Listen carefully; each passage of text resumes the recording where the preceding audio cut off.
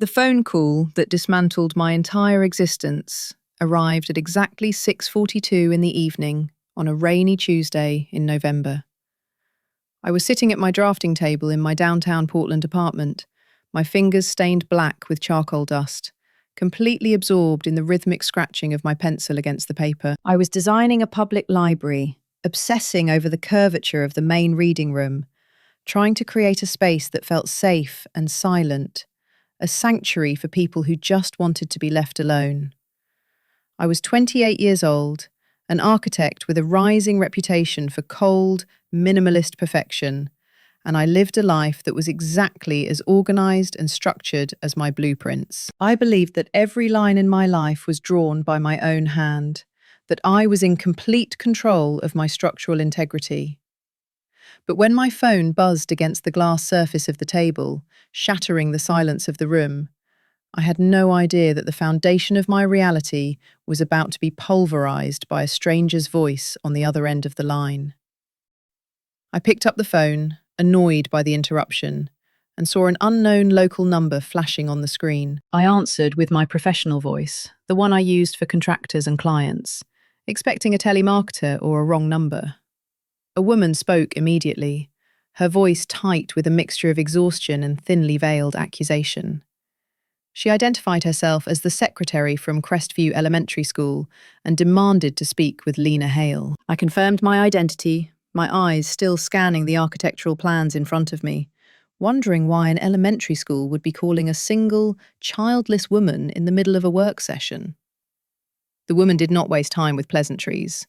She informed me that the school had closed 3 hours ago, that the janitorial staff was waiting to lock the building, and that my daughter was still sitting on the bench outside the main office, waiting to be picked up. She told me that this was unacceptable, and that if I did not arrive within 20 minutes, they would be forced to contact the authorities. The charcoal pencil slipped from my fingers and rolled off the edge of the desk, snapping in half as it hit the hardwood floor with a sharp crack.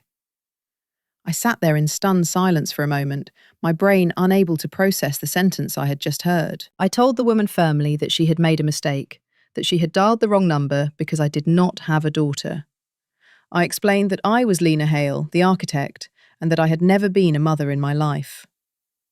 There was a pause on the other end, a silence so heavy I could hear the woman breathing, before she sighed with the weight of someone who had heard every excuse in the book. She read my address back to me, the exact apartment building on Westland Drive where I had lived for 3 years, and asked if that was my residence.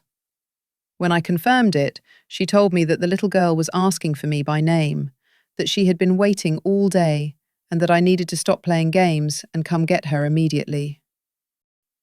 I hung up the phone and stared at the blank wall of my office, my heart hammering against my ribs like a trapped bird. The logical part of my brain, the part that calculated load-bearing walls and stress fractures, told me this was a prank or a scam, perhaps a phishing attempt to get me to a secondary location. But there was something in the woman's voice, a specific frequency of irritation and certainty that terrified me. She wasn't asking if I had a child. She was telling me that my child was there. I grabbed my car keys and my raincoat, driven by a compulsion I couldn't name, a need to see the face of this lie. I told myself I was going there to clear up a clerical error, to prove them wrong and demand an apology. But as I ran down the stairs to the parking garage, my hands were shaking so badly I dropped my keys twice. I got into my car and peeled out of the garage, merging into the heavy evening traffic with a recklessness that was completely out of character for me. The drive to the school usually took 20 minutes, but in the driving rain and the gridlock of rush hour, it felt like an eternity of torment. The windshield wipers screamed against the glass with a rhythmic screech and thump that matched the pounding in my temples. I gripped the steering wheel until my knuckles turned white, my mind racing through every possible scenario. I thought about identity theft, about someone using my name to enroll a child, about a psychopath luring me into a trap. I replayed the last 10 years of my life in my head, searching for a gap, a missing month, a blackout where I could have possibly birthed a child and forgotten about it. But the math was impossible. I knew my body.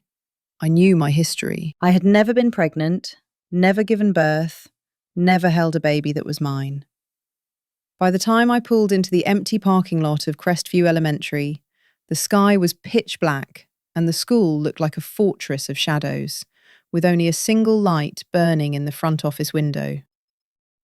I sat in the idling car for a full minute, the rain drumming a frantic rhythm on the roof, debating whether to turn around and drive straight to the police station. But curiosity is a powerful gravity, and I needed to see who was inside that building. I stepped out into the downpour, not bothering with an umbrella, and ran toward the glass double doors. They were locked. I pounded on the glass, the sound echoing hollowly into the dark hallway, until a woman appeared from the office. She looked exactly as she had sounded on the phone. Middle-aged, wearing a grey cardigan that had seen better days, with a face etched in lines of fatigue and annoyance. She unlocked the door and ushered me in out of the rain, looking at my wet hair and frantic expression with judgment. She introduced herself as Mrs. Davies and told me that the principal, Mr. Henderson, had stayed late specifically to deal with this situation. I stood in the fluorescent glare of the hallway, dripping water onto the linoleum tiles, and told her again that there had been a massive misunderstanding. I insisted that I was not a mother, that I had no children, and that I was there solely to correct their records. Mrs. Davies didn't argue. She simply crossed her arms over her chest and pointed down the long, dimly lit hallway. She told me to tell that to the little girl who had been refusing to speak to anyone else all afternoon. I looked in the direction she was pointing, and my breath caught in my throat. At the far end of the corridor, sitting on a wooden bench beneath a row of metal lockers, was a tiny figure. She was sitting perfectly still, her small hands folded in her lap, wearing a purple raincoat and pink sneakers that dangled inches above the floor. Beside her was a backpack shaped like a white rabbit, its long ears flopping to the side. I walked toward her slowly, the squeak of my wet boots on the polished floor sounding like gunshots in the quiet building.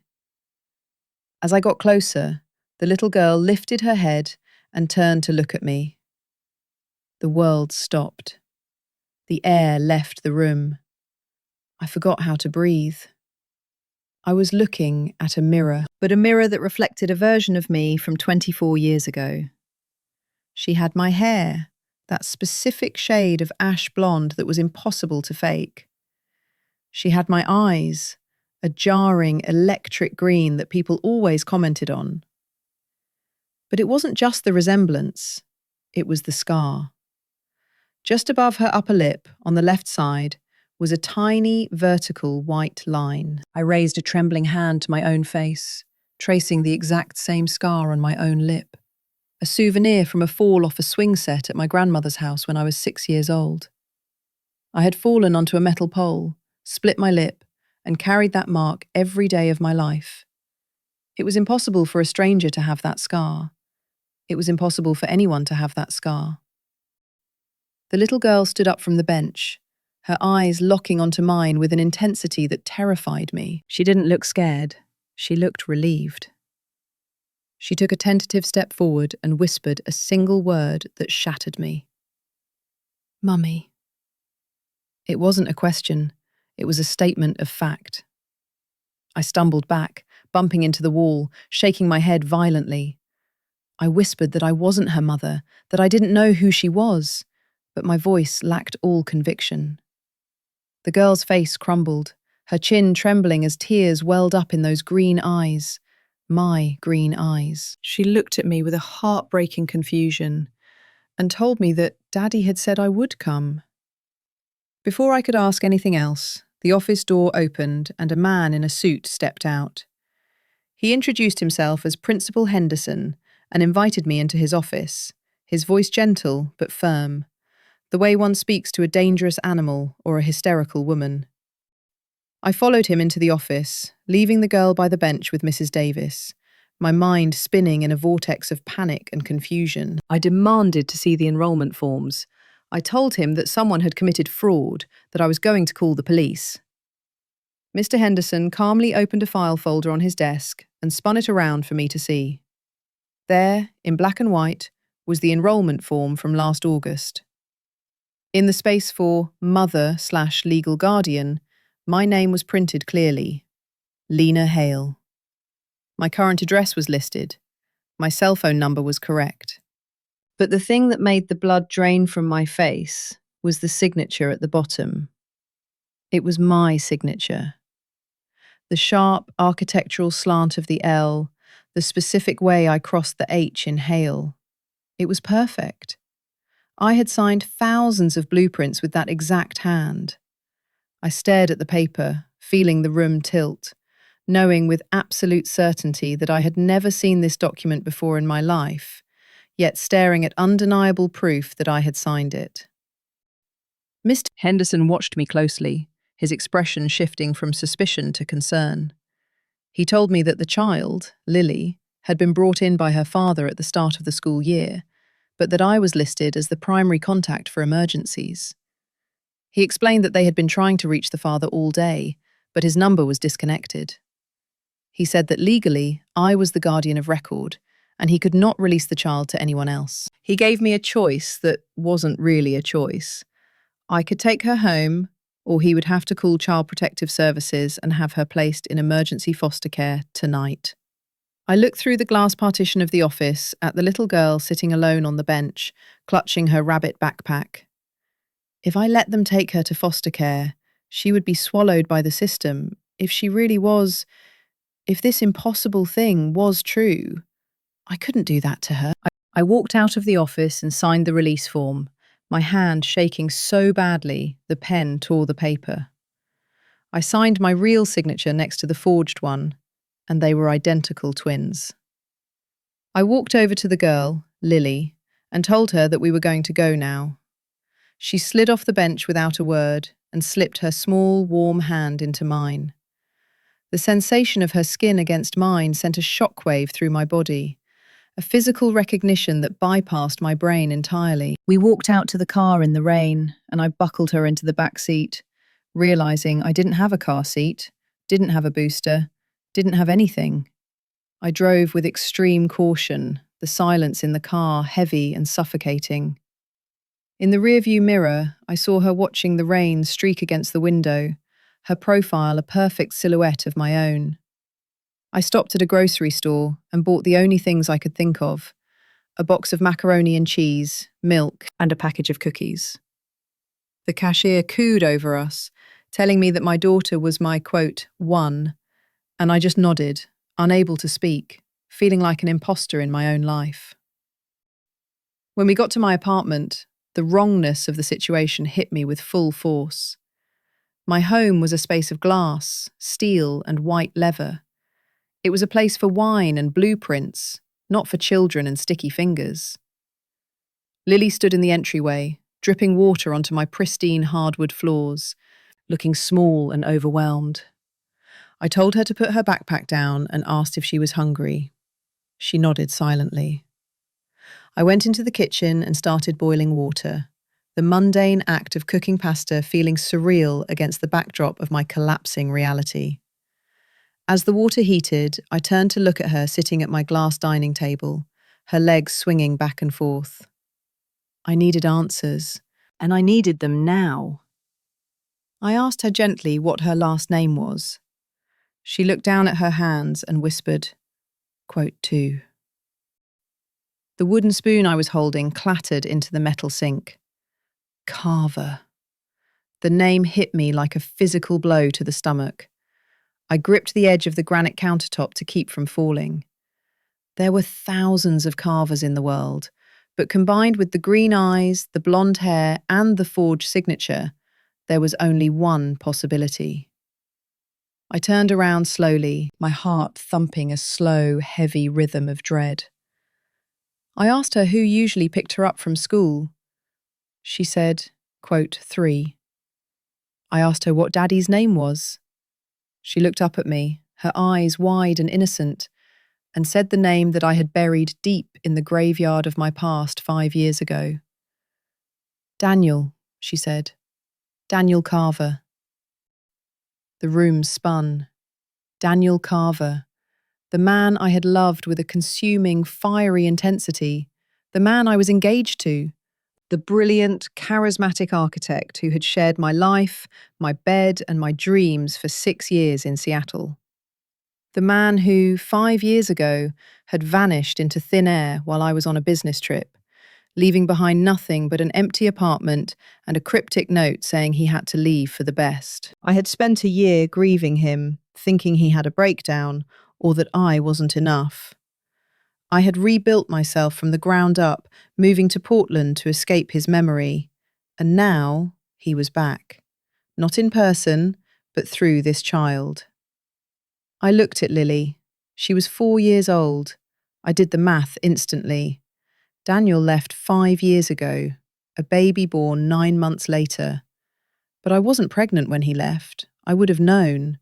A woman knows if she carries a child. I stared at her, terrified, realizing that Daniel hadn't just left me, he had stolen something from me, and I had no idea how he had done it. The water in the pot boiled over, hissing violently as it hit the hot burner, snapping me out of my paralysis. I grabbed the handle without thinking, searing my palm against the hot metal, but the physical pain was nothing compared to the shock that was currently dismantling my brain. I dropped the pot back onto the stove, water splashing across the stainless steel, and stared at the mess, while my mind screamed the name, Daniel Carver, over and over again. I turned off the burner and forced myself to breathe, to be the adult, to be the calm surface over the deep, dark water. I drained the pasta and stirred in the powdered cheese, the neon orange colour looking grotesque and artificial under my kitchen track lighting. I brought the bowl to the table and set it down in front of the little girl who claimed to be my daughter. She picked up her spoon with a heartbreaking delicacy, as if she were afraid I would take the food away if she made too much noise. I sat across from her, watching her eat, watching the way she blew on the macaroni exactly the way Daniel used to blow on his coffee. 3 short puffs and then a sip. It was a mannerism encoded in her DNA, a ghost in the machine. I waited until she had eaten half the bowl before I dared to speak again, my voice sounding thin and brittle in the quiet apartment. I asked her gently what Daniel had told her about me, needing to understand the architecture of the lie he had built around her life. Lily put down her spoon and looked at me with those devastating green eyes, reciting the story she had been fed since birth. She told me that Daddy said I was very sick, that I had a disease that made me tired and confused, and that was why I couldn't live with them. She said he told her I was a secret, that nobody could know about me because bad people would try to take her away if they found out. She said he had pictures of me, pictures he kept in a locked box, and that sometimes he would take them out and cry. He had told her that he loved me very much, but that he had to keep her safe from my sickness, and that one day, if he ever had to go away on a long trip, I would be well enough to come for her. It was a masterclass in manipulation. He hadn't just erased me, he had turned me into a tragic figure, a broken woman who was too unstable to be a mother, while casting himself as the heroic protector. After I settled her onto my sofa with a blanket and my laptop playing cartoons, I retreated to my office and locked the door. I needed to see the data. I needed to prove to myself that I wasn't the one who was crazy, that I hadn't actually given birth and lost my mind in some fugue state. I opened my laptop and pulled up my work archives, going back 4 years to the month of April, the month Lily would have been born based on her age. I pulled up my calendar from 2021. It was a wall of text, client meetings, site visits, deadlines. On April 12th, the likely date of birth given the timeline, I wasn't in a delivery room. I was in Chicago. I was leading the pitch for the K-Tower project, the biggest commission of my career. I pulled up the receipts, the flight confirmation on United Airlines, the hotel bill from the Palmer House Hilton, the credit card charge for a celebratory dinner at a steakhouse with 3 colleagues. I had photos on my phone from that night, timestamps included. I was drinking wine, I was wearing a fitted dress, I was not 9 months pregnant. The evidence was irrefutable. I was physically present in Illinois while this child was allegedly being born in Oregon or Washington. But if I wasn't the one who gave birth to her, then who was? And why did she look like me? I started digging into my financial history, looking for anything Daniel might have accessed. I checked my current accounts, which were clean, and then I remembered an old joint credit card we had opened in Seattle, one I thought I had closed years ago. I logged into the bank's portal, guessing the password on the third try. It was the name of the street we lived on.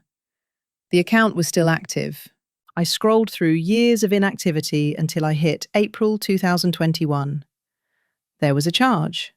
It was for $500, labelled copay, and the merchant was St. Mary's Hospital in Portland. My heart stopped. St. Mary's was across town. I never went there. I looked at the date, April 12th, the same day I was in Chicago. Someone had used my name, my insurance information, and my credit history to check into a hospital and have a baby. It was 2 a.m, but I called the hospital anyway.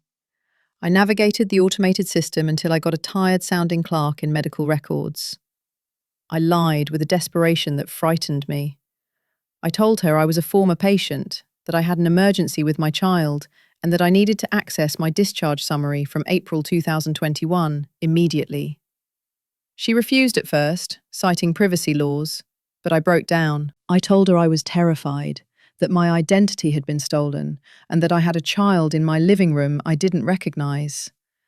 The panic in my voice was real, and it must have softened her because she agreed to email me a redacted summary if I could verify my social security number. I gave it to her. 5 minutes later, a PDF arrived in my inbox. I opened it, and the room seemed to tilt on its axis. The patient's name was Lena Hale. The blood type was mine. The date of birth was mine. But the notes were a work of fiction. The nurse's handwritten notes in the margins painted a picture of a woman in distress. There was one final note that made my blood run cold. It was the perfect frame job. Daniel had hired someone, an actress, a lookalike, or perhaps just a woman desperate for money, to check in as me, give birth, and establish a medical record that proved I was unstable, paranoid, and unfit. He had created a paper trail that would stand up in court if I ever tried to claim custody.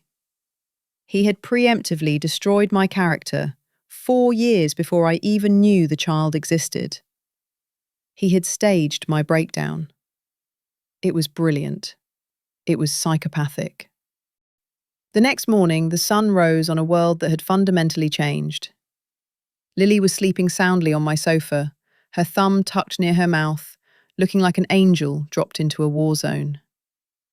I watched her for a long time, sipping cold coffee, trying to reconcile the Chicago alibi with the little girl's face. The hospital record proved I didn't give birth. The receipts proved I was 2,000 miles away. But the scar on her lip, the shape of her eyes, the way she held her spoon. Biology doesn't lie. A resemblance this strong couldn't be a coincidence, and it couldn't be plastic surgery. There was only one way to know the truth, and it involved a violation of privacy that made me feel sick to my stomach. I needed her DNA. I needed to know if she was genetically mine, even if I hadn't carried her. If she wasn't mine, she was a stranger's child that Daniel had groomed to look like me. If she was mine, well, that was a door I wasn't ready to open yet. I woke her up with a forced cheerfulness that felt like a mask plastered to my face. I told her we were going on a secret mission to the store. She perked up immediately, happy to be included in anything. We drove to the pharmacy and I bought a home paternity test kit, the kind that promises 99% accuracy. I also bought a colouring book and a set of crayons to distract her. When we got back to the apartment, I turned it into a game. I told her we were playing scientist and that I needed to swab her cheek to see if she had superpowers.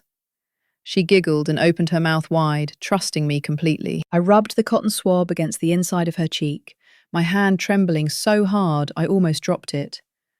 Then I went into the bathroom and swabbed my own cheek, staring at my reflection in the mirror. I looked haggard, my eyes dark with lack of sleep, but the resemblance was still there, undeniable and terrifying.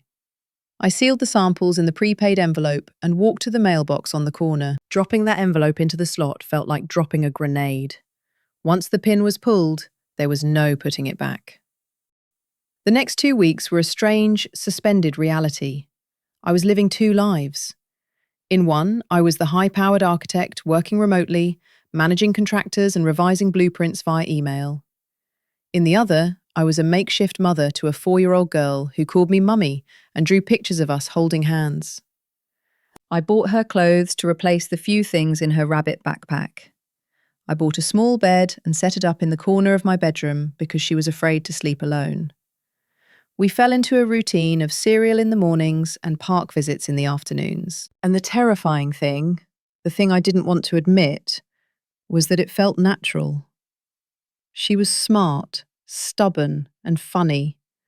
She hated tomatoes just like I did.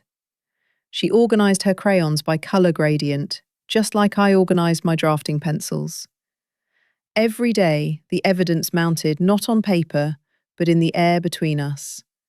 She wasn't just like me, she was of me.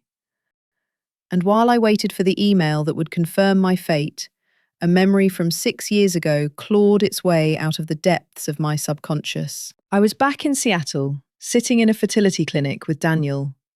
We were young, ambitious, and focused on our careers, but I was pragmatic.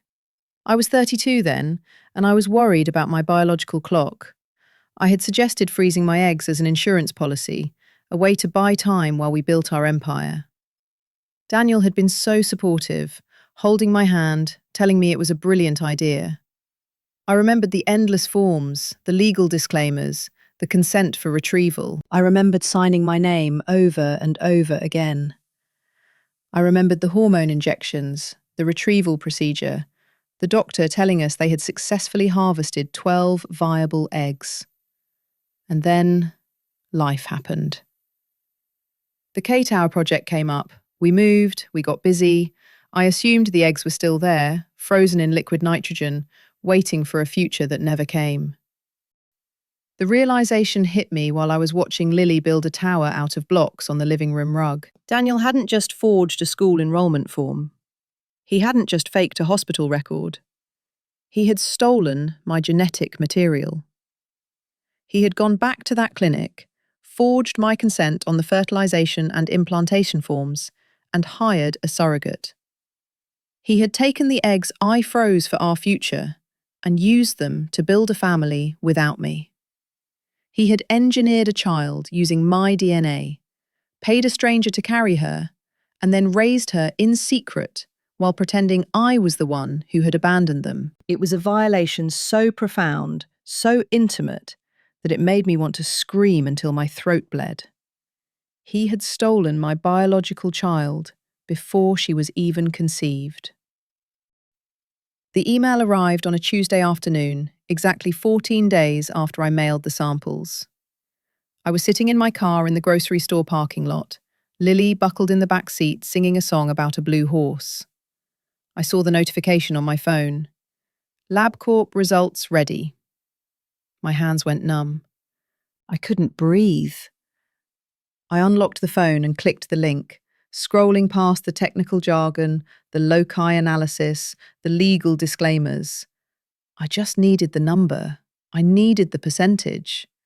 And there it was, bold and black against the white screen. Probability of maternity, 99.98%. I didn't cry. I didn't scream. I stared at the number until it burned into my retinas. 99.98%. She was mine. She was my daughter. She was the child I had never carried, never birthed, but who belonged to me by every law of nature. Daniel had stolen her. He had stolen 5 years of my life. He had stolen the first steps, the first words, the first birthday. He had stolen the right to choose when and how I became a mother. The shock that had paralysed me for weeks evaporated in an instant, replaced by a cold, crystalline rage. It was a quiet rage, the kind that builds empires and destroys cities. I looked in the rearview mirror at the little girl singing in the back seat. She wasn't a stranger anymore. She wasn't a mistake. She was my daughter, and I was going to burn Daniel Carver's world to the ground to keep her. The DNA test results didn't make me cry. They calcified me. The number on the screen, 99.98%, was not a confirmation of family, but a receipt for a crime that was so sophisticated it felt like something out of a dark science fiction novel. The confusion that had clouded my mind for the last 2 weeks evaporated instantly, replaced by a cold, sharp clarity that felt like inhaling ice water. I was no longer the bewildered woman standing in the rain outside an elementary school. I was an architect who had just discovered a fatal flaw in the foundation of her life, and I was going to demolish the builder. I sat in my car in the grocery store parking lot for another 10 minutes, formulating a plan with the same precision I used to design skyscrapers. I called my boss and told him that my family emergency had escalated into a legal crisis and that I would be taking an indefinite leave of absence. I didn't ask for permission. I informed him. Then I logged into my banking app and moved half of my savings into a new, secure checking account at a different bank, severing the financial trails just in case Daniel was watching. I was preparing for war, and in war, you secure your resources first. The next morning, after settling Lily in front of a movie with a bowl of dry cereal, I made a call to a man named Karis. He was a private investigator, recommended by a lawyer friend from my Seattle days. A man who specialised in finding people who didn't want to be found. His office was downtown, a small, dusty space that smelled of stale tobacco and old paper, exactly the cliché you would expect, but his eyes were sharp and intelligent. I didn't tell him the whole sprawling, insane story because it sounded too much like the ravings of a lunatic. Instead, I slid a piece of paper across his scarred wooden desk. It contained Daniel's full name, his old social security number, the address of the apartment we had shared in Seattle, and the address of Crestview Elementary. I told Karis that this man had abandoned his 4-year-old daughter at a school 2 weeks ago, that he had listed me as the guardian without my consent, and that I needed to know exactly where he was sleeping tonight. Karis looked at the paper, then at me, his gaze lingering on the dark circles under my eyes. He asked if this was a custody dispute. I looked him dead in the eye and told him it was a kidnapping case, that I was the one doing the hunting. He didn't ask another question. He told me he would have an address in 48 hours. He had it in 24. The call came while I was sitting on the floor of my living room, helping Lily build a castle out of magnetic tiles. My phone buzzed on the coffee table, and the name, #11, flashed on the screen. I stood up and walked to the kitchen, keeping my voice low so Lily wouldn't hear. Karis didn't waste time with pleasantries. He told me that Daniel wasn't at the address listed on the school forms. That apartment had been vacated the same day I picked Lily up. Of course it had. Daniel was a coward who ran at the first sign of friction. Karis told me that Daniel had moved to a rental property in Lake Oswego, a wealthy suburb just south of Portland. He gave me the address, 14 Cherry Blossom Lane. He told me that Daniel was paying in cash, 6 months up front, clearly trying to stay off the credit radar. The irony was suffocating. Daniel used to rail against the suburbs, calling them cemeteries with lawnmowers. Yet here he was, hiding in a white picket fence fantasy, while I raised the daughter he stole in the city he abandoned. I thanked Karis, told him to send the bill, and hung up. I stared at the phone, memorizing the address. 14 Cherry Blossom Lane. It sounded like the setting of a fairy tale, but I knew there was a monster at the end of the book. I couldn't take Lily with me. I couldn't let her see what was about to happen. I called my colleague Sarah, the only person in Portland I trusted enough to ask for a favour of this magnitude. Sarah had a daughter the same age, and she didn't ask questions when I told her I had a critical meeting that I couldn't miss. I drove Lily to Sarah's house, my heart breaking a little as I watched her clutch her rabbit backpack in the back seat. I told her that Mummy had to go to a boring work meeting and that she was going to have a play date. She looked at me with those green eyes, my eyes, and asked if I was coming back. The question was a knife in my gut. It was the trauma Daniel had planted in her, the fear of abandonment that he had cultivated to keep her compliant. I hugged her fiercely, promising her that I would always come back, that I would never leave her. I watched her walk up Sarah's driveway, small and brave, and I felt a surge of protective rage so powerful it almost made me dizzy. I wasn't just fighting for myself anymore. I was fighting to rewrite the damage he had done to her soul. The drive to Lake Oswego took 40 minutes, and every mile took me deeper into a world of manicured lawns and silent, expensive streets. It was raining again, a light, misty drizzle that turned the world grey and soft. I turned onto Cherry Blossom Lane and saw it immediately. Number 14 was a pristine, two-story colonial with white siding and black shutters. A perfect Japanese maple tree stood in the front yard, its red leaves brilliant against the grey sky. It was the kind of house you see in commercials for life insurance. It was a lie. I parked my car across the street and just sat there for a moment, watching the house. My heart wasn't pounding. It was beating with a slow, heavy thud, like a war drum. I wasn't afraid of him. I wasn't in love with him. I was simply an executioner arriving at the scaffold. I checked my reflection in the rearview mirror. I looked cold. I looked severe. I looked exactly like the woman he had always accused me of being. And for the first time, I was glad for it. I got out of the car, slammed the door, and walked up the paved path to the front door. I rang the doorbell and waited. I could hear movement inside, the heavy footsteps of a man walking on hardwood floors. The deadbolt clicked, the knob turned, and the door swung open. Daniel stood there. He looked terrible.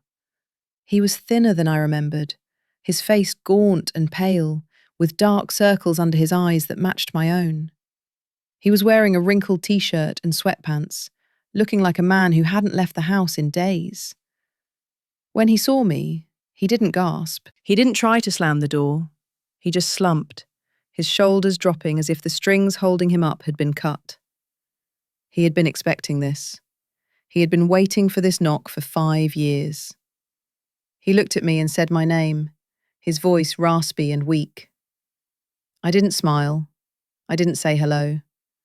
I just looked at him, dissecting him with my eyes. I told him that I found her. I corrected myself immediately, stepping into his personal space.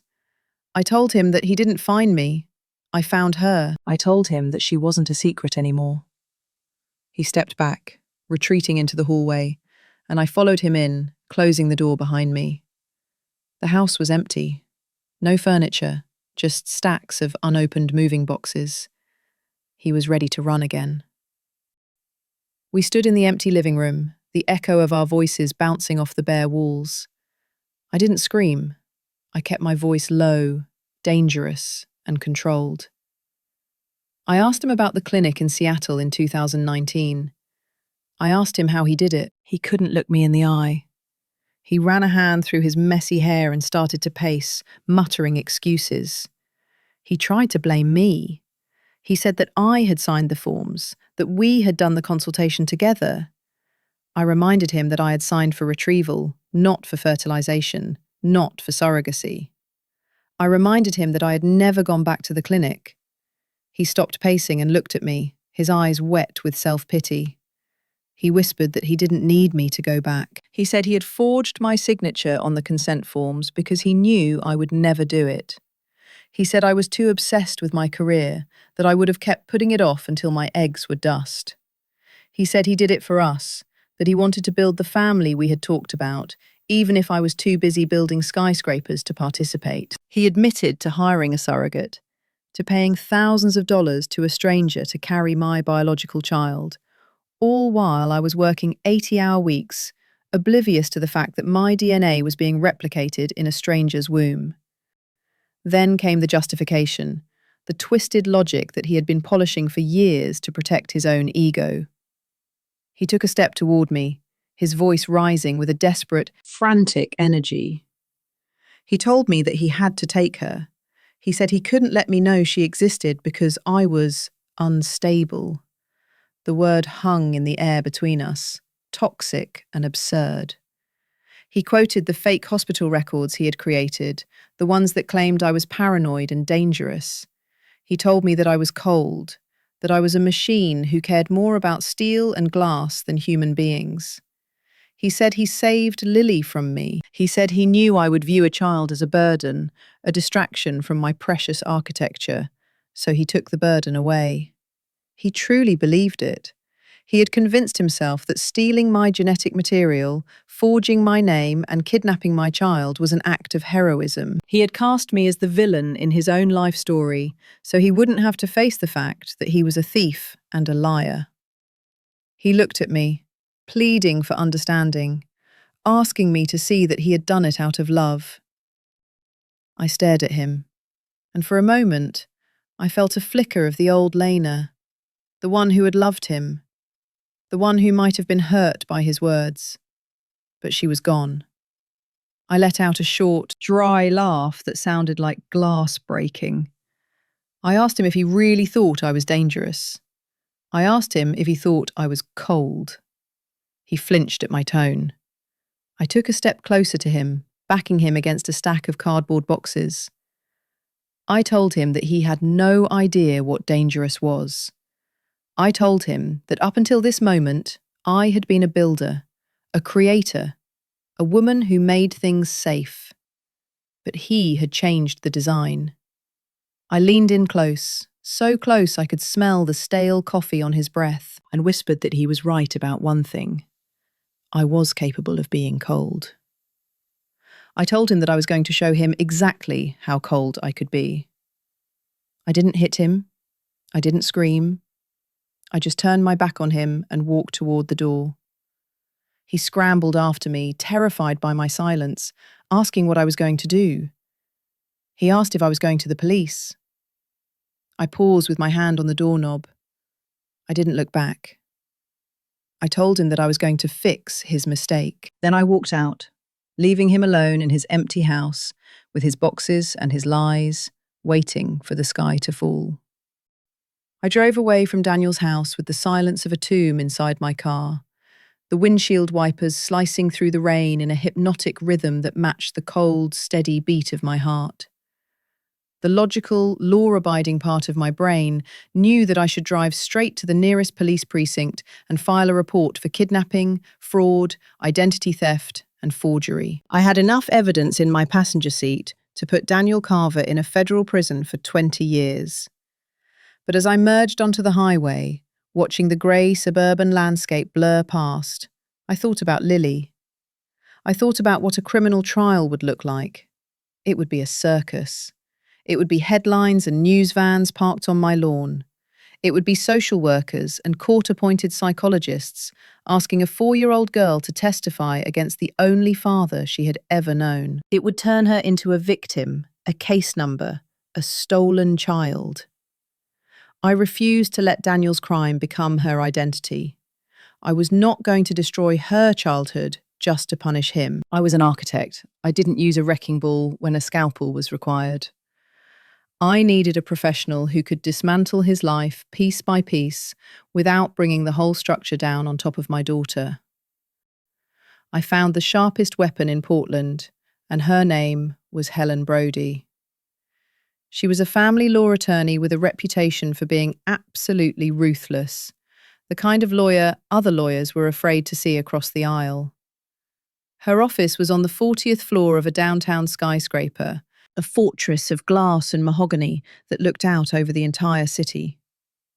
I sat in a high-backed leather chair across from her, feeling not like a victim, but like a CEO presenting a hostile takeover bid.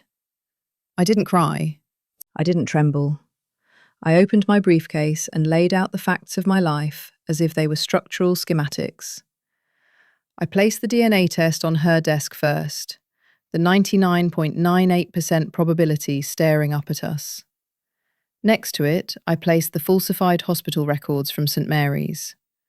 Then came my Chicago travel itinerary and the credit card receipts proving my alibi.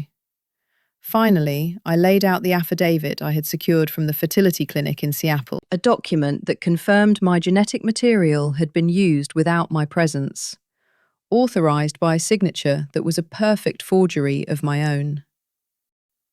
Helen Brody read every single page in silence, her face an unreadable mask of professional concentration. She took off her reading glasses and rubbed the bridge of her nose, letting out a long, slow exhale. She looked at me and told me that in 30 years of practicing family law, she had never seen a case this monstrous. She called it, quote, 16, and said the level of premeditation was sociopathic. She asked me what I wanted to do, her pen hovering over a legal pad. She told me we could sue him for millions, we could have him arrested within the hour, we could destroy him publicly. I shook my head. I told her I didn't want his money, and I didn't want him in prison where Lily would have to visit him behind glass. I told her I wanted one thing and one thing only: total erasure. I wanted full, sole, permanent custody. I wanted his name stripped from her birth certificate. I wanted his parental rights terminated so completely that legally he would be a stranger to her. I wanted him to have no right to visit, no right to call, no right to ever make a decision for her again. Helen smiled then, a cold, sharp expression that told me I had come to the right place. She said she would draft 2 documents: a 50-page petition detailing every crime he had committed to be used as a sword, and a 2-page stipulation of voluntary surrender to be used as a shield. The next day, I drove back to Lake Oswego. The rain had stopped, leaving the world washed clean and cold. I walked up the path to number 14 Cherry Blossom Lane, with the heavy manila envelope tucked under my arm. I didn't feel the nervous flutter in my stomach anymore. I felt the calm focus of a surgeon stepping into an operating theatre. I rang the bell. Daniel answered almost immediately, as if he had been standing by the door waiting for the police to arrive. He looked even worse than the day before, his eyes bloodshot and rimmed with red, his hands shaking. He saw the envelope and flinched. He asked me in a whisper what I was holding. I told him it was paperwork. I pushed past him into the hallway and handed him the thick folder, the 50-page petition that Helen had drafted. He opened it, his eyes scanning the first page, then the second. He saw the words kidnapping, fraud, conspiracy, and grand larceny. He saw the copies of the DNA test, the hospital records, the clinic affidavit. He saw the inescapable reality of his own destruction printed on legal bond paper. He dropped the folder, the pages scattering across the hardwood floor like dead leaves. He backed away from me until he hit the wall, sliding down it until he was sitting on the floor, a broken man in an empty house. He began to cry, great heaving sobs that sounded pathetic in the silence. He begged me not to do this. He told me that she was his whole life, that you couldn't live without her. He offered to co-parent. He said he would do anything. He would move. He would change. He would be better. He told me I couldn't just take her away from him. I looked down at him, feeling a surge of revulsion. I told him that he didn't get to talk about quote 21. I reminded him that he had taken my body, my name, my choice, and my child.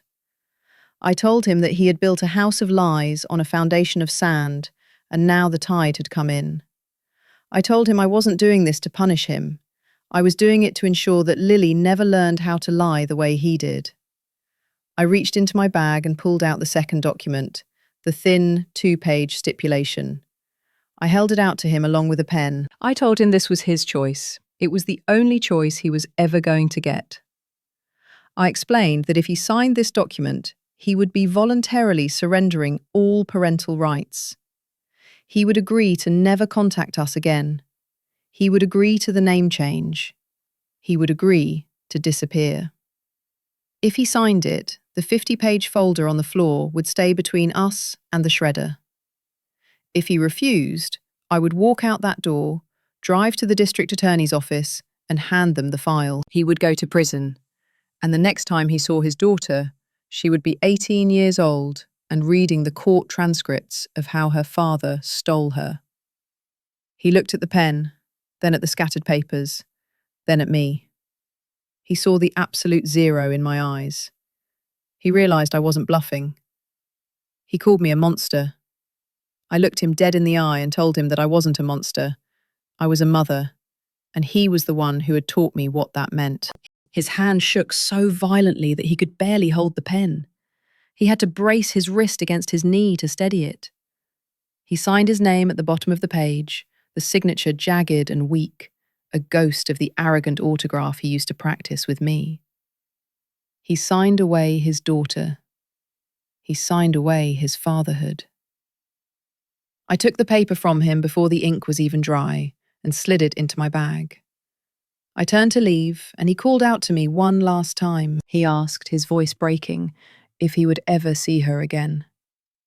I stopped with my hand on the doorknob. I didn't turn around. I told him that depended entirely on her. I said that when she was old enough to understand, I would tell her the truth, the whole truth, and she could decide if she wanted to know the man who stole her. Then I walked out of the house, leaving him sitting on the floor, surrounded by the evidence of his crimes, and I didn't look back. The 3 weeks leading up to the court hearing were a strange, floating purgatory. I had temporary emergency custody based on the signed stipulation, so Lily was legally with me, but the finality of the court order was still pending. I had to live with her, laugh with her, and tuck her in at night, all while knowing that I had just orchestrated the complete removal of her father from the universe. She asked about him constantly. She would wake up in the middle of the night crying for Daddy. Those were the moments that tested my resolve, the moments where I almost felt guilty. I would sit on the edge of her bed, rubbing her back, and lie to her. I told her that Daddy was on a very long work trip, that he had to go away to build something far away. It tasted like acid in my mouth. I hated him more in those moments than I did for the kidnapping. I hated him for making me a liar. I hated him for forcing me to be the one to break her heart slowly, day by day, as the realization set in that he wasn't coming back. But I knew that a clean break, a sharp pain, was better than the slow poison of living in his web of deceit. The morning of the hearing was grey and sombre. I woke up before dawn, unable to sleep, my mind racing through the legal checklist. I dressed Lily and made her pancakes, trying to keep the atmosphere light, but she could sense my tension. I took her to Sarah's house, telling her again that Mummy had a boring meeting for grown-ups. She hugged my leg, asking me to come back soon, and I promised her I would. I drove to the courthouse alone. It was a sterile, beige building that smelled of floor wax and stale anxiety, a place where families went to be dismantled. Helen Brodie was waiting for me outside the courtroom, looking impeccable and terrifying in a charcoal suit. She asked if I was ready. I told her I just wanted it to be over. We walked into the waiting area and I saw him. Daniel was sitting on a bench at the far end of the hall, flanked by a nervous-looking public defender. He looked like a ghost. He had lost 10 pounds in 3 weeks. His suit hung off his frame, and he was staring at the floor as if trying to disappear into the tiles. He didn't look up when I walked past. He was already gone. The bailiff called our case, and we filed into the courtroom. It was small and quiet, nothing like the dramatic scenes on television. There was no jury, just a judge with tired eyes sitting behind a high wooden bench.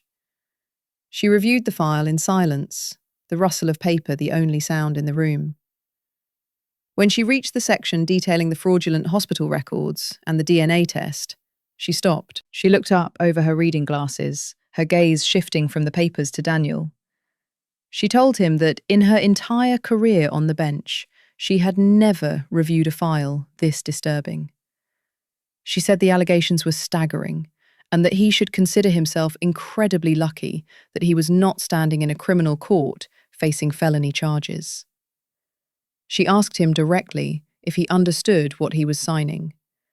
She asked if he was voluntarily surrendering all rights to the child known as Lily Carver. Daniel stood up, his legs shaking. He couldn't look at the judge. He whispered, quote, 22. The judge turned her gaze to me, and her expression softened into something like pity mixed with immense respect. She stated for the record that the court found the petition valid and granted full, sole, and permanent legal and physical custody to Lena Hale. She ordered the birth certificate to be amended immediately, changing the child's legal name to Lily Hale. She declared that all parental rights of Daniel Carver were hereby terminated with prejudice. Then she raised her wooden gavel. It was a small thing, just a piece of polished wood. But when she brought it down, the sound was the loudest thing I had ever heard. Thud. It wasn't just a sound. It was a physical sensation. It was the sound of the door to my old life slamming shut and the door to my new one blowing off its hinges. It was the sound of the lies ending. It was the sound of victory. I stood up, feeling lightheaded. Helen squeezed my arm and whispered, "Congratulations." I nodded, feeling numb.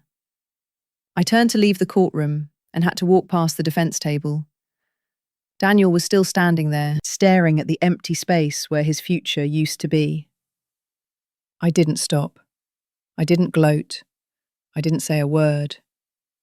I walked out of the double doors and into the hallway, my heels clicking a steady, confident rhythm on the floor.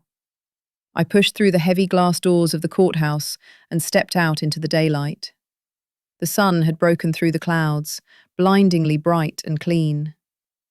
I stood on the concrete steps and took the first deep breath I had taken in 5 years. The air tasted sweet. It tasted like freedom. I had done it. I had dismantled the trap. I had saved the girl. Now I just had to go pick up my daughter and figure out how to be her mother. I picked Lily up from Sarah's house that afternoon, and the moment she saw me, she dropped the toy she was holding and sprinted across the lawn, colliding with my legs in a tackle that nearly knocked me over. She looked up at me with wide, anxious eyes and asked if I had won my meeting. I knelt down in the grass, heedless of the damp stains spreading on the knees of my suit pants, and pulled her into a hug so tight I could feel the frantic rhythm of her small heart against my chest. I whispered into her hair that, yes, I had won the meeting, and that nobody was ever going to make me go away again. That afternoon marked the beginning of a year that felt less like the passage of time and more like a complete renovation of my soul. It wasn't a movie montage of instant happiness. It was a slow, messy, beautiful demolition of the life I thought I wanted. My pristine, grey apartment, once a shrine to minimalism and silence, was gradually invaded by a relentless tide of pink plastic and glitter. My drafting table was shoved into a corner of the bedroom to make room for a play area. The living room, which used to host silent evenings of wine and blueprints, was now dominated by a small pink castle and a white table permanently stained with marker and glue. My refrigerator, once a barren landscape of stainless steel, disappeared under a chaotic mosaic of drawings held up by magnets. Drawings of yellow houses, big dogs, and 2 stick figures holding hands, labelled quote 23 and quote 24. I remained an architect, but my relationship with my work shifted in ways I hadn't anticipated. I still designed libraries and community centres, but I found myself looking at blueprints through a different lens. I wasn't just checking for structural integrity or aesthetic flow anymore. I was checking for safety, for wonder, for the way a child might perceive a space. I left the office promptly at 5 o'clock every single day, ignoring the raised eyebrows of my partners, because I had a much more important project waiting for me at home. I was learning the complex, exhausting, and rewarding architecture of motherhood. I was learning that Lily wasn't just a mystery to be solved or a crime to be avenged. She was a person, a distinct and vibrant human being who was slowly unfurling before my eyes. But watching her grow was a double-edged sword, because every new trait she revealed was a genetic lottery, a toss-up between me and the man I had erased. The hardest moments were the ones that ambushed me without warning. Sometimes Lily would be playing in her room, lost in some imaginary world, and she would let out a sudden, deep belly laugh. It was a rich, infectious sound, but it made my blood run cold, because it was Daniel's laugh.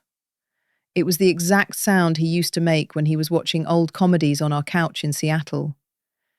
In those split seconds, a ghost would walk through my living room, and I would feel a surge of nausea, a reminder that I could erase his legal rights, but I couldn't scrub his DNA from her cells. But then there were the other moments, the ones that felt like victory.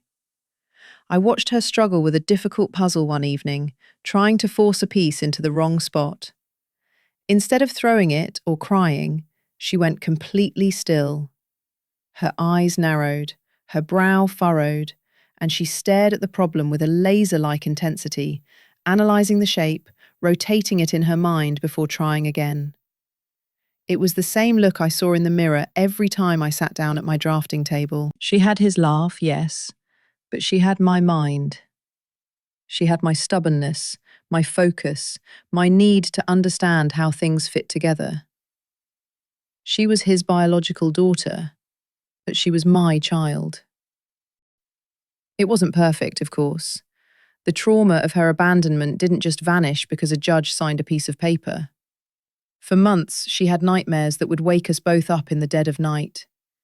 She would scream for her daddy, sobbing that he was lost in the dark. I would rush into her room, my heart breaking, and sit on the edge of her bed, rocking her back and forth while she cried for the man who had stolen her. Those nights were a special kind of torture. I had to comfort her over the loss of her kidnapper. I had to stroke her hair and tell her that Daddy was okay, that he was just on a long trip, that he hadn't left because of anything she did. I resented him with a fiery intensity during those dark hours. I resented him for making me the bearer of his lies, for forcing me to be the one to soothe the wounds he had inflicted. But I did it.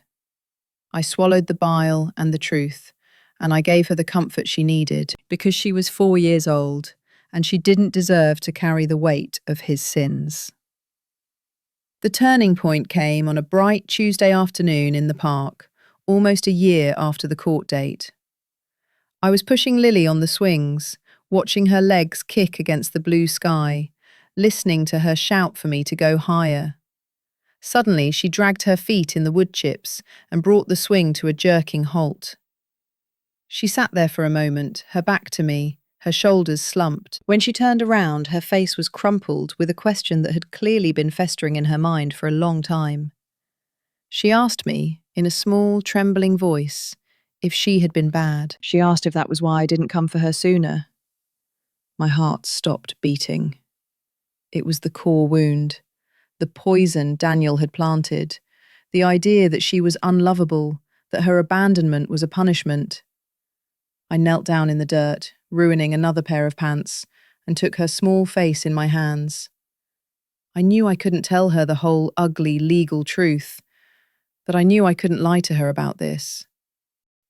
I looked into her eyes and told her with absolute fierceness that she had never been bad, not for a single second. I told her that the reason I didn't come sooner was simply because I didn't know where she was. I explained it in a way she could understand, telling her that it was like a terrible game of hide and seek, but nobody had told me we were playing. I told her that Daniel had been confused, that he had made a big mistake by not telling me where she was hiding. I placed my hand over her heart and told her that the very second I got that phone call from the school, the exact moment I knew where she was, I ran. I told her I ran faster than I had ever run in my life to get to her. She searched my face, her green eyes scanning mine for any sign of deception. She saw the truth there. She whispered that I did come to the school, acknowledging the reality of my rescue. I promised her that I would always come, no matter what. She leaned forward and wrapped her arms around my neck, burying her face in my shoulder, and whispered that she loved me. In that moment, on a playground covered in wood chips, the last of the distance between us evaporated. Another year passed, and we reached the milestone of her 5th birthday. My apartment was a disaster zone of celebration. Pink and purple streamers were taped haphazardly to the concrete walls, and a fine dusting of flour coated every surface in the kitchen. I was attempting to bake a cake from a box mix, a culinary feat that was proving to be more difficult than designing a high-rise. Lily was, quote, 25, quote, which mostly meant she was covering herself in frosting and laughing hysterically at my clumsiness. It was a scene of pure, chaotic joy, the kind of domestic messiness I used to look down on, but now cherished. In the middle of this happiness, my phone buzzed on the counter, vibrating through a pile of spilled flour. I wiped my hands on my jeans and glanced at the screen. The name, quote, 26, quote, flashed in bright white letters. I froze. The room seemed to tilt slightly. He called sometimes, usually around holidays or birthdays, weak attempts to alleviate his guilt, or perhaps to see if I would crack. Lily looked up from the bowl of frosting, a smudge of chocolate on her nose, and asked who was calling. I looked at her, at the happiness radiating from her face, and then back at the phone. In the past, seeing his name would have sent me into a spiral of rage or panic. My heart would have hammered, my hands would have shaken. But now, standing in my flour-covered kitchen, with my daughter safe and happy, I felt absolutely nothing. He was a ghost. He was a name from a story I had finished writing. He was irrelevant. I pressed the red decline button and watched the screen go dark. I put the phone face down on the counter and turned back to Lily. I told her it was nobody important, just a spam call. I asked her if she wanted to put the sprinkles on the cake now. She shrieked with delight, the phone call instantly forgotten, and we went back to the serious business of making a mess. Daniel Carver had no power here. His calls were just echoes from a life that no longer existed. That night, after the sugar crash and the bath, after the last story had been read, I stood in the doorway of her bedroom. The apartment was quiet, the only light coming from the hallway. I watched Lily sleep, her chest rising and falling in a steady, peaceful rhythm. She was curled up on her side, clutching the worn rabbit backpack that she still refused to part with, safe in the bed I had bought her, in the room I had made for her. I stood there for a long time, listening to the silence, and I realised with a sudden, profound clarity that the rage was gone. The cold, hard anger that had fueled me through the investigation, the confrontation, and the courtroom had finally melted away. It hadn't been replaced by forgiveness, I would never forgive him, but by something far more powerful, peace. I thought about Daniel, sitting alone in his empty life, probably telling himself he was the victim. He had tried to destroy me. He had tried to punish me for my ambition, for my strength, for my refusal to fit into his small box. He thought that by stealing my child, he was taking something from me, leaving me empty. But he was wrong. In his attempt to break me, he had inadvertently given me the greatest gift of my life. He hadn't stolen my future. He had secured it. He hadn't made me a victim. He had forced me to become a warrior. I looked at the little girl sleeping in the pink light of her nightlight, and I knew that I had won. Not just the court case, but the war for my own life. I had built something here, something stronger than steel and more enduring than concrete.